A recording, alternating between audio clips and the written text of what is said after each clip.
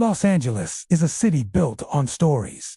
Some are brought to life on giant screens, celebrated by millions. But other stories, the darker ones, are buried behind the closed doors of mansions, hidden from the public eye.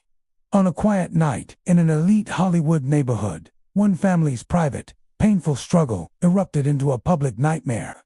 This isn't just a story about a shocking crime. It's a story about immense pressure, the weight of silence, and the terrifying moment when a human mind breaks. From the outside, the family seemed to have it all. The father was a legendary filmmaker, a titan of the industry whose work had defined a generation. Theirs was a respected, influential family, a symbol of stability in a world famous for its chaos and fleeting fame. For decades, they projected an image of perfection, a fortress of success. But perfection is often just a mask, a fragile facade. And sometimes, it's used to hide the deep, dangerous cracks that grow silently, year after year, until the entire structure shatters. At the center of this perfect picture was a son. A young man who grew up surrounded by every imaginable privilege, yet found no peace. Living in the long shadow of his father's fame, he was fighting a private war, a war against addiction, against profound instability, and against severe mental health issues that tormented him. The family tried to get him help. There were expensive treatments, stays in rehab facilities, and brief periods of hope, but they were always followed by relapses, each one seemingly worse than the last. Those close to the family would later recall the warning signs. His behavior had become increasingly erratic, volatile, and deeply unpredictable. It was clear that something was building, a storm gathering just beneath the surface of their carefully managed lives.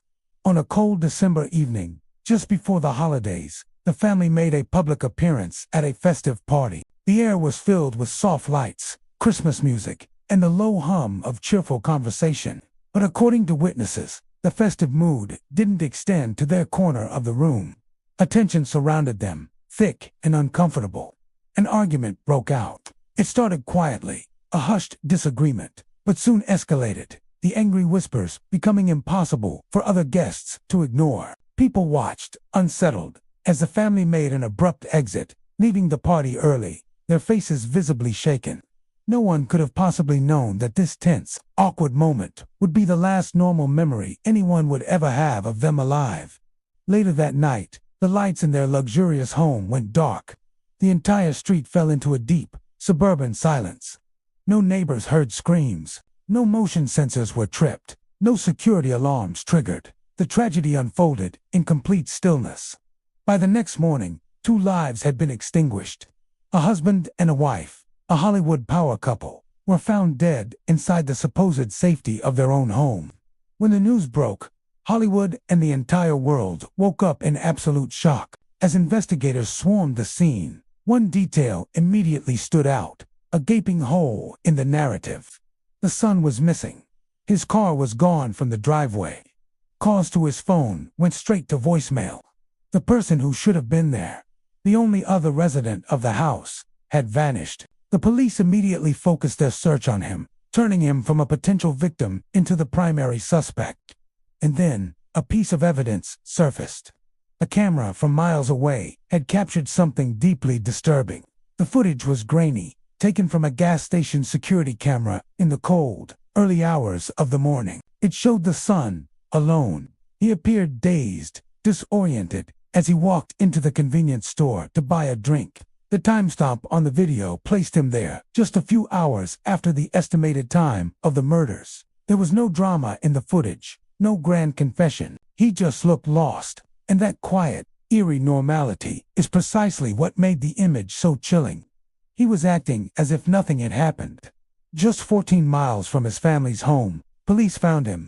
He was wandering aimlessly through a public park, seemingly with nowhere to go. When they approached, he offered no resistance. He gave them no explanation, no denial, no story at all. His silence was absolute. The next time the public saw him, it was in a courtroom. He was in shackles, his eyes vacant, wearing a thick, padded suicide prevention smock. That haunting image was broadcast everywhere.